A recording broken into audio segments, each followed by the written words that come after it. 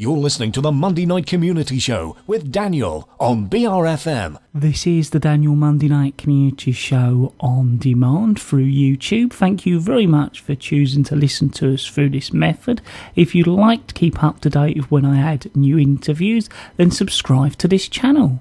This is the Monday Night Community Show with me, Daniel, right here at BRFM, our very own community radio station on the Isle of Sheppey. Now it's time to hear the Muddlarks performing their Christmas play live in the studio here at BRFM. It's entitled Past Christmas Present. And now it's over to the Muddlarks. It's Christmas Eve. Mrs. Shirley Haynes is staying a few days with her cousin, Cora Bunkle. Because Cora's cat, Crinkle, and Shirley's dog, Preston, don't really get on with each other, Martha Tillett, Shirley's sister, and their friend, Jean Maple, are travelling back to London with Preston after a few days visiting Cora.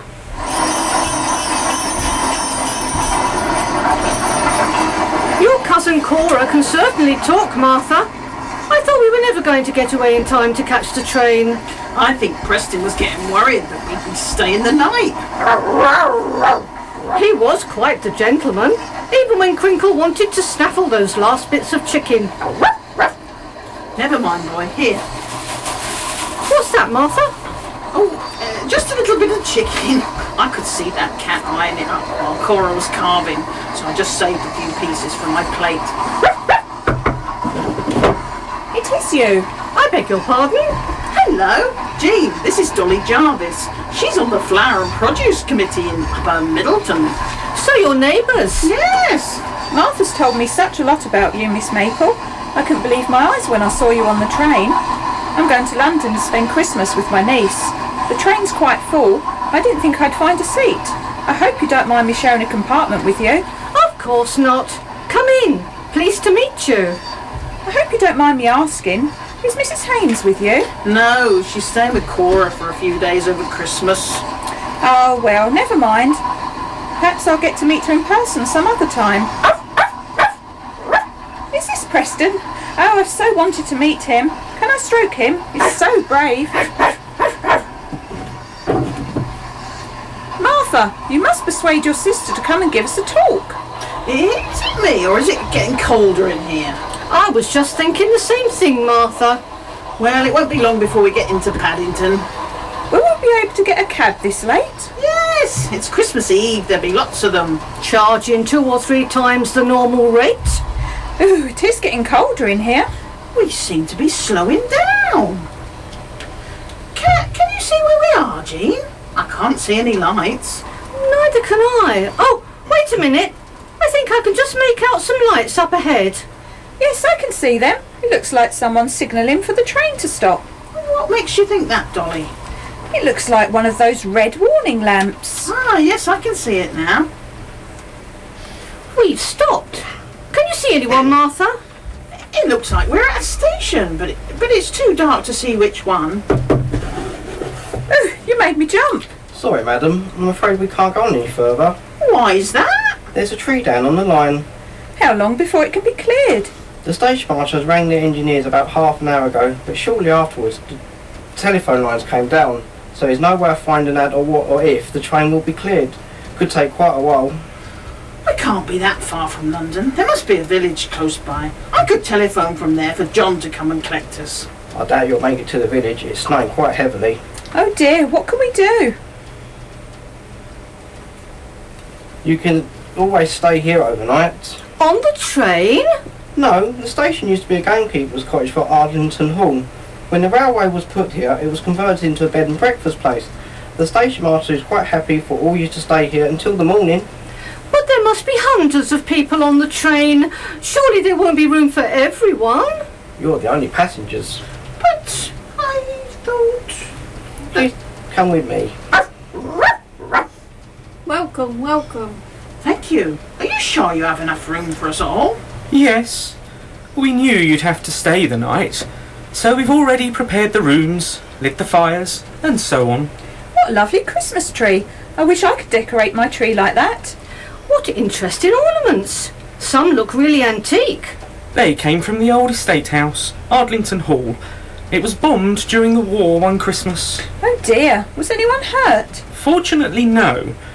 But the house couldn't be saved.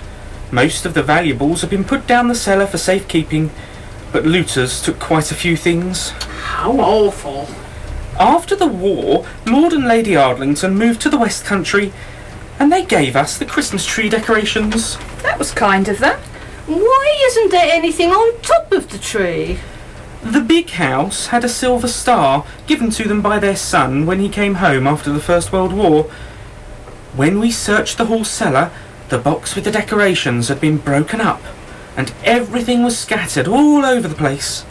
We found most of the decorations, but we couldn't find the star. So now we don't put anything on top of the tree. Because that's where the star should be, and it doesn't seem right to put anything else in its place. Well, we mustn't keep you from your beds any longer.